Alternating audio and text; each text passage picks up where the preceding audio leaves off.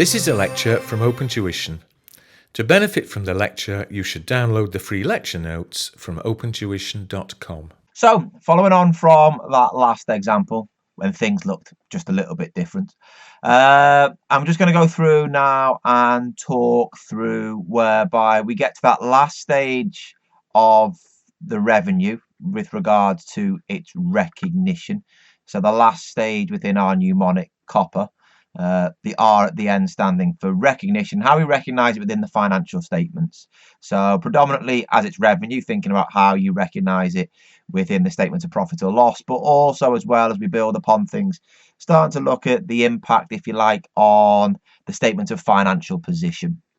So the key thing that we're looking at here, as I've said, is the recognition. But more importantly, when we're looking at the recognition whereby your performance obligations are satisfied not at a point in time, but over a period of time. So specifically here, we start to look at whereby we are maybe a construction company, and that construction company has a contract to build an asset for one of its customers, and the construction of that asset spans a period of time, usually spanning a reporting date. Because if that's the case, we're looking to recognize some revenue and costs in one period and then revenue and costs in the other period.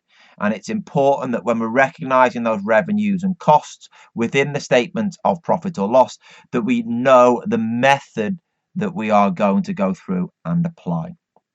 So once we've identified that we are recognizing the revenue over a period of time, how do we then decide to recognize that revenue within the statement of profit or loss? Well, what we've got per the standard is that there are effectively two ways of looking at it.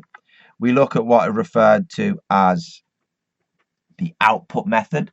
So we look at recognizing the revenue based on the outputs that that company is providing. So effectively here, we're talking about the output being what we provide to the customer, because we're constructing this asset, a building, an Olympic stadium. So therefore, the output is that stadium, is that building, and therefore we're recognizing it based upon the revenues. So what we look at there is when we're looking at it as a percentage, for this output method, we look at the work certified to date, which has to be given to you within any exam question. It's not just going to go through there and expect you to come up with the amount of work certified. From an audit perspective, I suppose that would be a risk. You might need to get somebody external involved to certify that amount of work, presumably done by a quantity surveyor. But we take the work certified and divide it by the total revenue. Again, multiply it, I suppose, technically by 100%. And that will then give you the percentage of that contract that is complete. We can then go through and use that percentage complete to recognize the appropriate amount of revenue, the appropriate amount of costs, and the appropriate amount of profit. The other alternative, instead of looking at what is output from the company, maybe we look at it from the opposite perspective and look at it what's input. So what does the company put in to producing that asset? So that's effectively going through there and looking at what we have used. And when we're looking at what we've used, is effectively looking at the amount of costs that we have incurred in producing that asset.